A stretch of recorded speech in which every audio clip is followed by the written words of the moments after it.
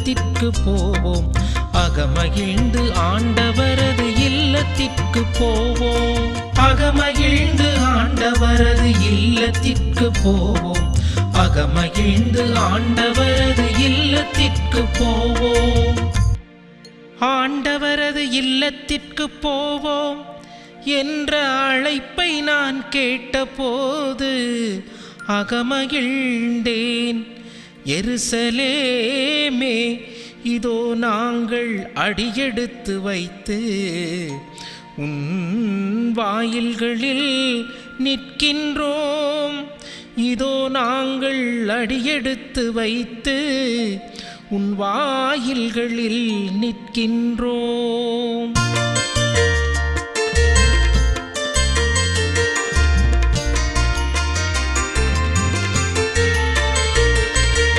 அகமகிழ்ந்து ஆண்டவரது இல்லத்திற்கு போவோம். அகமகிழ்ந்து ஆண்டவரது இல்லத்திற்கு போவோம். அகமகிழ்ந்து ஆண்டவரது இல்லத்திற்கு போவோம். அகமகிழ்ந்து ஆண்டவரது இல்லத்திற்கு போவோம். இயேசுவில் பிரியமான சகோதர சகோதரிகளே, மாதா தொலைக்காட்சி நேயர்களே, உங்கள் அனைவரையும் தினம் ஒரு திருப்பாடல் நிகழ்ச்சியின் வாயிலாக சந்திப்பதில் நான் பெருமகிழ்ச்சி அடைகின்றேன். இன்றைய நாளில் நம்முடைய சிந்தனைக்கு கொடுக்கப்பட்டிருக்கின்ற திருப்பாடல் 122. இந்த திருப்பாடலினுடைய பின்னணியை நாம் பார்க்கின்ற பொழுது இந்த திருப்பாடல் ஒரு திருப்பயண பாடலாக இருக்கின்றது.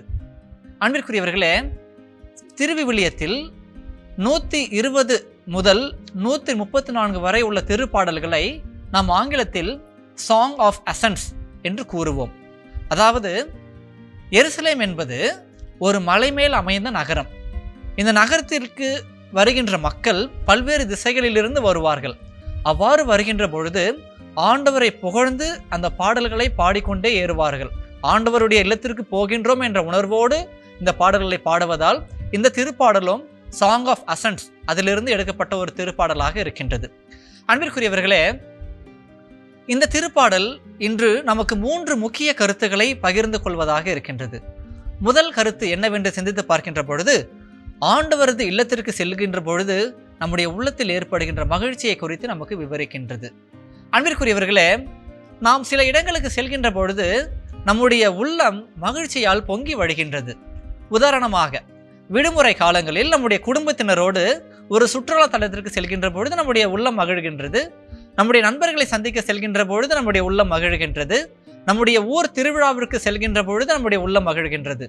ஆனால் அன்பிற்குரியவர்களே, இன்று திருப்பாடல் ஆசிரியர் கூறுகின்றார், ஆண்டவரது இல்லத்திற்கு போவோம் என்ற செய்தியை கேட்டவுடன் என்னுடைய உள்ளம் மகிழ்ச்சியால் பொங்குகிறது என்கின்றார். எதற்காக ஆண்டவருடைய இல்லம் செல்கின்ற பொழுது நம்முடைய உள்ளம் மகிழ்ச்சியால் பொங்குகின்றது? அன்பிற்குரியவர்களே, காரணம் ஆண்டவருடைய இல்லம் மகிழ்ச்சியின் இல்லம். அங்கே சோறு உற்றவருக்கு ஆறுதல் கிடைக்கும், பாவிகளுக்கு மன்னிப்பு கிடைக்கும், தெளிவற்றவருக்கு வழி கிடைக்கும், வேதனையில் உழல்வோருக்கு ஆறுதல் கிடைக்கும். எனவேதான் திருப்பாடல் ஆசிரியர் கூறுகின்றார், ஆண்டவரது இல்லத்திற்கு போவோம் என்றவுடன் என்னுடைய உள்ளம் மகிழ்கின்றது என்று. அன்பிற்குரியவர்களே, நாம் ஆலயத்திற்கு வருகின்ற பொழுது எத்தகைய உணர்வோடு வருகின்றோம்? வெறும் கடமைக்காக வருகின்றோமா, அல்லது ஆண்டவர் பால் நாம் கொண்டிருக்கின்ற அன்பினால் வருகின்றோமா? அன்பிற்குரியவர்களே, ஆலயம் என்பது வெறும் கட்டடம் அல்ல, மாறாக அது அன்பினால் கட்டப்பட்ட ஒரு இடம். அவ்வாறு வருகின்ற பொழுது நம்முடைய உள்ளத்தின் மனப்பாங்கு எப்படிப்பட்டதாக இருக்கின்றது? சிந்தித்து பார்ப்போம். இரண்டாவது கருத்து என்னவென்றால், ஆண்டவருடைய இல்லம் ஒன்றுபாட்டின் இல்லம். அன்பிற்குரியவர்களே, வசனம் 4 இவ்வாறு வாசிக்கின்றோம், ஆண்டவரின் திருக்குலத்தார் அங்கே செல்கின்றனர் என்று. அன்பிற்குரியவர்களே, ஆலயம் என்பது பல குடும்பங்கள் ஒன்று சேர்ந்து வருகின்ற இடம். இதுதான் திரு அவையின் அழகும் கூட. நாம் வாழ்கின்ற உலகம் மனிதர்களை பல்வேறு அடிப்படையில் பிரித்து பார்த்து கொண்டிருக்கின்றது. ஆனால் அன்பிற்குரியவர்களே, ஆலயத்திற்கு வருகின்ற பொழுது அங்கே பணக்காரர்களும் வருகின்றார்கள், ஏழைகளும் வருகின்றார்கள், படித்தவர்களும் வருகின்றார்கள், பாமரர்களும் வருகின்றார்கள், குழந்தைகளும் வருகின்றார்கள், முதியோரும் வருகின்றனர். ஆனால் நாம் பலர் அல்ல, நாம் அனைவரும் ஒருவர் என்பதுதான் இதனுடைய அழகாக இருக்கின்றது. அன்பிற்குரியவர்களே, இந்த உலகம் நம்மை நான் ஏற்கனவே கூறியது போல பல நிலைகளில் பிரித்து பார்க்கின்றது. ஜாதியத்தின் அடிப்படையில், பணத்தின் அடிப்படையில், கருத்தின் அடிப்படையில், எண்ணத்தின் அடிப்படையில், மொழியின் அடிப்படையில் நம்மை பிரிக்கின்றது. ஆனால் ஆண்டவருடைய இல்லத்திற்கு நாம் வருகின்ற பொழுது நாம் அனைவருமே ஒரு தாய் மக்களாக ஒன்றுபடுகின்றோம். நாம் அனைவருமே ஒரே ஆண்டவரை வழிபடுகின்றோம், ஒரே அப்பத்தை உண்கின்றோம், ஒரே நம்பிக்கையை அறிக்கையிடுகின்றோம். ஆனால் நமக்குள் ஏற்றத்தாழ்வு நாம் பார்க்கின்ற பொழுது நாம் அந்த உண்மைக்கு முரணாக நடக்கின்றோம் என்பதில் எல்லளவும் சந்தேகம் கிடையாது. அன்பிற்குரியவர்களே, நாம் ஆலயத்திற்கு வருகின்ற பொழுது என்னுடைய அருகில் இருக்கின்றவர் என்னுடைய சகோதரர், என்னுடைய அருகில் இருக்கின்றவர் என்னுடைய சகோதரி என்கின்ற உணர்வினை நாம் பெறுகின்றோமா? சிந்தித்து பார்ப்போம். மூன்றாவது கருத்து, ஆண்டவருடைய இல்லம் நீதியின் இடம். அன்பிற்குரியவர்களே, இறைவன் இருக்கின்ற இடத்தில் உண்மையும் நீதியும் இருக்கும். இந்த உலகில் நாம் பார்க்கின்ற பொழுது வறியோரை வலியவர் அடக்கி ஆள்கின்றனர், ஏழையரை பணக்காரர் அடக்கி ஆள்கின்றனர். நாம் ஆலயத்திற்கு வந்து ஜெபித்து விட்டு செல்கின்ற பொழுது நம்முடைய வீட்டில் உள்ளோரிடம் நாம் அன்பாக நடந்து கொள்ளவில்லை என்றால் நம்முடைய ஜெபத்தில் என்ன பயன்? நம்முடைய வியாபாரத்தில் நீதி, நேர்மை, நியாயம் இல்லை என்றால் நாம் கொடுக்கின்ற காணிக்கையில் என்ன பயன்? நம்முடைய வார்த்தையில் உண்மை, தெளிவு இல்லை என்றால் நாம் ஜெபிக்கின்ற ஜெபங்களில் என்ன பயன்?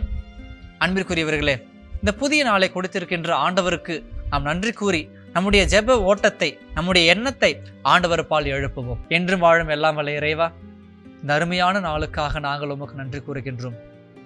திருப்பாடல் பல்லவியில் நாங்கள் வாசிப்பது போல அகமகிழ்ந்து ஆண்டவரது இல்லத்திற்கு போவோம் என்ற அழைப்பினை எங்களுக்காக கொடுத்திருக்கின்றீரே, அதற்காக நாங்கள் உமக்கு நன்றி கூறுகின்றோம். ஆண்டவரே, உம்முடைய இல்லம் இறைவேண்டலின் இல்லம், உம்முடைய இல்லம் ஆசீர்வாதத்தின் இல்லம், உம்முடைய இல்லம் மகிழ்ச்சியின் இல்லம். உம்முடைய இல்லத்திற்கு வருகின்ற நாங்கள் அதே மகிழ்ச்சியோடு, அதே ஆனந்தத்தோடு வர எங்களுக்கு உதவி புரியும். நாங்கள் சந்திக்கின்ற எங்களுடைய சகோதர சகோதரிகளை நாங்கள் ஒரே குடும்பமாக ஏற்றுக்கொண்டு அவர்களை அன்பு செய்ய அந்த வரத்தினை எங்களுக்கு அளித்தருளும். எங்களிடையே எந்த ஒரு பிரிவினைகளும், வேறுபாடுகளும், எந்த ஒரு சண்டை சச்சரவுகளும் இல்லாமல் நாங்கள் ஒருவரோடு ஒருவர் அன்புறவு கொண்டு உம்முடைய மகிமையை போற்றி புகழ எங்களுக்கு வரம் தாரும். ஆலயத்தின் வழியாக உம்முடைய மகிமையை நாங்கள் எப்பொழுதும் போற்றி புகழ்வோமாக. எங்கள் ஆண்டவராகிய கிறிஸ்து வழியாக மன்றாடுகின்றோம். ஆமீன்.